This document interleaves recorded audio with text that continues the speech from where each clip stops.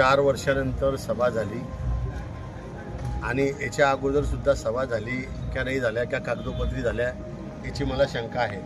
कारण इथे आम्ही ज्यावेळेस आलो होतो सभागृहच नव्हतं.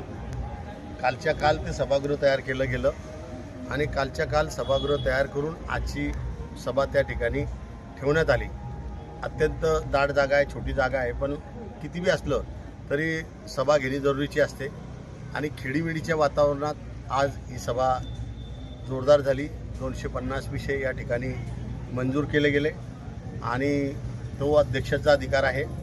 समोरच्यांनी ज्यांनी काही विरोध केला असेल त्यांचा विरोध करण्याचा अधिकार आहे.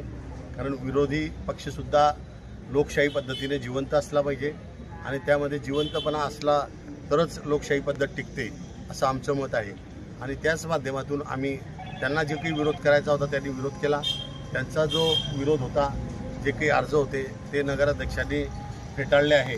ते फेटाळायचा अधिकार नगराध्यक्षांचा असल्यामुळे आम्ही त्या सर्व विषयांवर आता कामकाज करणार आहे. 250 विषय आज खेडीमेडीच्या वातावरणात चांगले झाले. आता दुसरा जो गट आहे त्यांनीसुद्धा आम्हाला पाठिंबा दिला, जो 6चा गट आहे, 7चा गट आहे त्यांनीसुद्धा. आणि असे भरपूरसे आता मी तेवढं सांगेल की आजची पहिली सभा आहे. लवकरच आपल्याला अजून बदल दिसतील. मग जेवढी संख्या आता हिच्यात बॉडीचं हिच्यात एक असतं की बा कोरम हा 17चा असतो. जर कोरम नाही झाला तर 15 मिनिटाने परत सभा बिना कोरमची बी घेता येते. हा बी नियम आहे. त्याच्यामुळे हे फक्त आकडेवारी जी आहे हे फक्त त्यावेळेस कामं येते की ज्यावेळेस काही मतदान असलं तेव्हा, म्हणजे उपाध्यक्षाची निवड असो, सभापतीची निवड असो, याच्यासाठी बाकीच्या मतदानाची प्रक्रिया असते.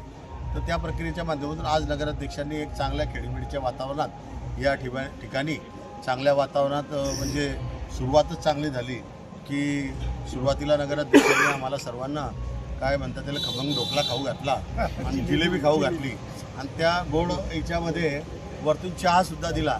तर त्या खेडीमेडीच्या वातावरणात आज चांगला मीटिंग सभा झाली आणि मी विरोधकांचे सुद्धा आभार मानतो की त्यांनी दृढ मताने विकासासाठी सहकार्य करावं अशीच आमची अपेक्षा आहे.